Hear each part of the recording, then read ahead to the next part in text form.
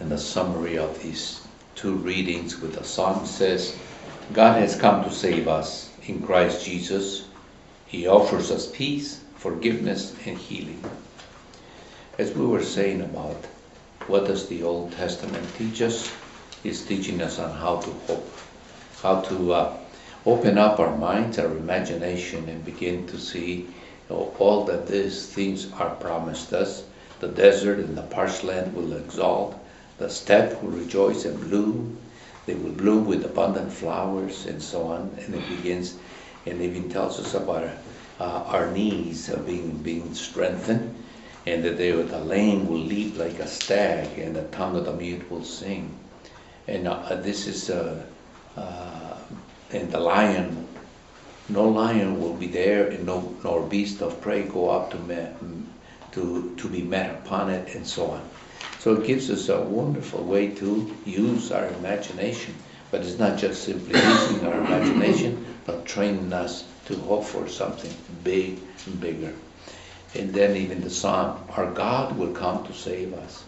Put it in the context of the, in those times, I mean, the gods, what the people would mean only that God will save them, that God will come to save us. It will intervene at a distance, and anonymous, wooden gods, others.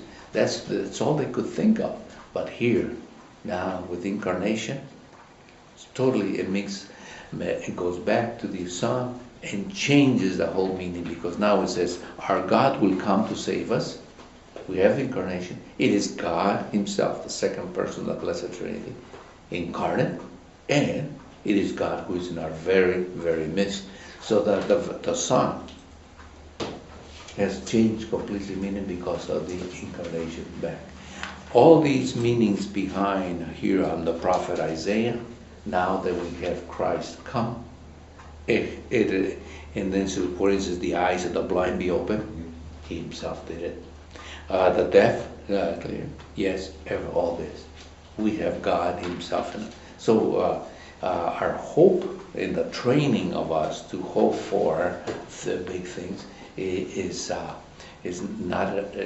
useless. On the contrary, you will see even greater things than these. And above all, that one of the greatest things is here that in Capernaum, where they're in Peter's house, I think, and then they bring in this over the roof in order to bring him down below because it's crowded.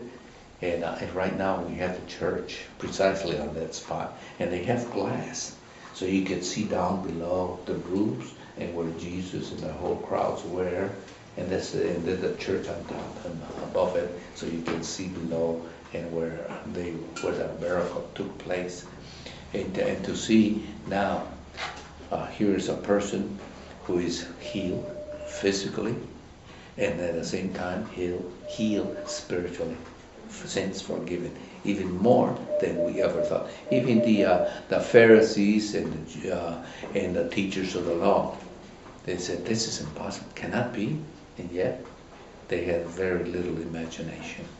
They didn't know that Jesus, the Son of God, eternal Son of the Father, was here with us. And so it behooves us then to continually keep training ourselves so they can see all these great miracles. Let me show you another one so you can see that this is happening today.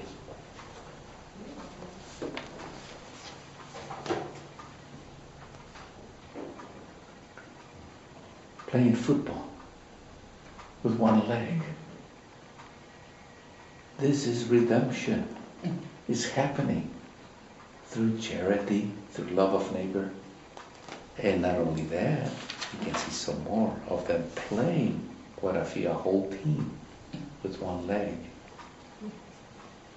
Isn't this what the prophet says? It's even better. Then will the lame leap like a stag, then the tongue of the mute will sing. Isn't it? And there's even more. The things they happen, and with that great sense of faith, because that charity and love is able then to produce these kinds of miracles. We need to dream. We need to dream, otherwise we die. So let us then continue with the Eucharist, that we may always be able to see the many miracles that are happening because of the Incarnation, because of Jesus who's coming to us.